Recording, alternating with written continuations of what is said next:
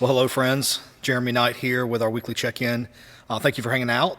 It'll be a little bit shakier today because I'm using the handheld, just so you can see some important things that are happening. First and foremost, when you arrive Sunday, which I pray that you do, 10:30 a.m. or earlier if you want to enjoy some time of fellowship, you're going to find that in the narthex, our annual basket auction will have begun. It actually begins on Friday when you receive this video. You'll actually see when you come in here, all these wonderful tables will be filled. You'll see Miss Amber Gellner in the back there getting things ready. Hey, Amber. Amber serves as our board chair for St. Paul's Christian School and oversees this wonderful fundraiser. Many of you that have been around know about this fundraiser. Lots of opportunities for you to bid on particular items, many of them in baskets, but there's also some experiences and some services that will be available. So please check those out. This will be the only Sunday that these items will be out. So the auction will end this upcoming week. So be sure to check that out. If you want to come back next week during office hours and check out your bid and keep an eye on items, that would be great. Also, super important, you were aware last week that we put out our supply needs for Vacation Bible School. And we've actually moved those so that they don't get caught up with all of the wonderful basket auction. You'll see that they are right over here. Let me walk you over. Bam, bam, bam. Look over my shoulder. Right there next to those name tags. So you'll see that there's still some supplies that we need, and we appreciate you helping us with those particular items. Let me talk to you a little bit about worship, give you a little quick worship preview. Before I do so, I just want to say another, and I'll say it again Sunday because I can't say it enough. Many thanks to Janet Allen, specifically for filling in for me Sunday as I was unable to be here with you all. Special thanks to Deb Pritz for presiding over the table. Many of you that are new may not have been aware that Deb served faithfully the United Methodist Church for many years before her retirement as a pastor in particular parishes, of course, and she was also in leadership. She was a district superintendent in New York before retiring and moving here to be with us in Ocala. So I'm very grateful for her leadership, and especially in those ways, but also in music as well. So anyway, so we've got all that kind of out of the way. But before I forget, lots of opportunities in the next week to be in community. So we have both of our women's circles that are meeting, our Tuesday morning circle, as well as our Thursday evening women's group. If you're interested in being a part of either of those women's groups, please reach out to Jane Darling or call the church office and we'll get you in contact with the folks that you need to. Our Methodist men will meet next Saturday, so not this weekend when you receive this, but next Saturday. I do believe that our men will be meeting 8 a.m. per usual for breakfast on Saturday morning. So fellas, hope you'll come out for that as well. So let's talk a little bit about worship. I don't want to go into a long diatribe about it, but I do want to perhaps pique your curiosity a bit. We're going to be talking through a particular scripture that happens in John's Gospel.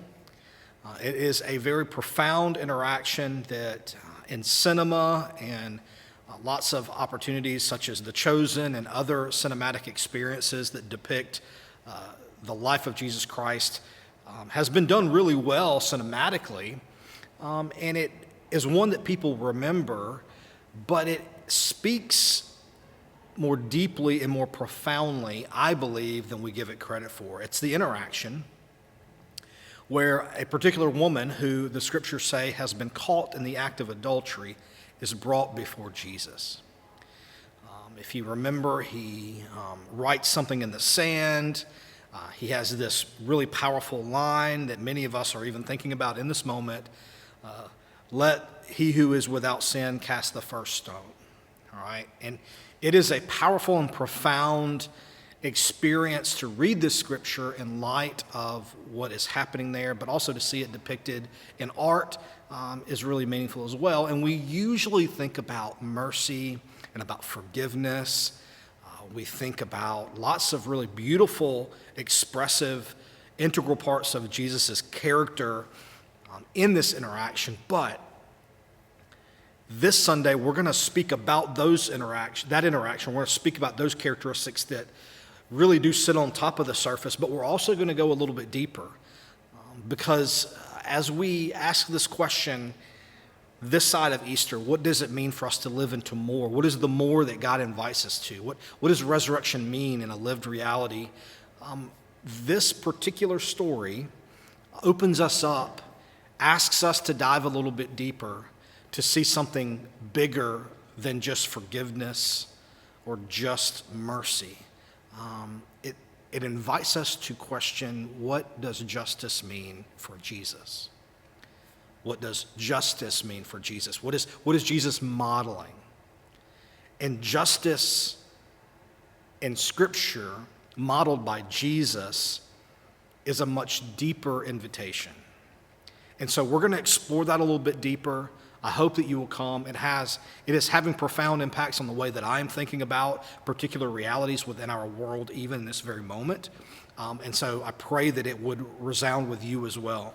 So I look forward to being with you as we explore this a little bit more on Sunday morning. I hope that you can be with us at 10:30 a.m., like I said earlier. If you can't, please check us out online as well. Also, we're going to follow up and talk, let me just say that, to what our finance chair, William Gellner, shared last Sunday. If you were not in worship, if you didn't have a chance to watch worship, I would encourage you to go back and listen to William. He speaks about 20 minutes into the service, if I'm not mistaken, and he gives us a financial update, which everyone needs to hear. We want you to be aware of our finances, but he also talks about some realities that are facing us when it comes to the needs of our campus here. He specifically talks about our roof that is on this building and the outer part of the building, the flat part that is the narthex and the office and the choir room. He talks about the carpet in this building that is original, by the way, that we know is failing us and that is a loss that's adhesive and needs to be replaced. And we also talked about the bathrooms in our fellowship hall, how they are close to 50 years old now and are in disrepair, really, just to be quite blunt with you. They need to be taken care of, they need to be updated, and they need to be brought up to the specifications of 2025. So because of all that, that's going to cost us a considerable amount of money. And so we're going to talk a little bit more about that. I want you to not only be aware, but I want you to know that we are going to be asking you that if you feel inclined or in a position to make any type of one-time gift to help offset those costs.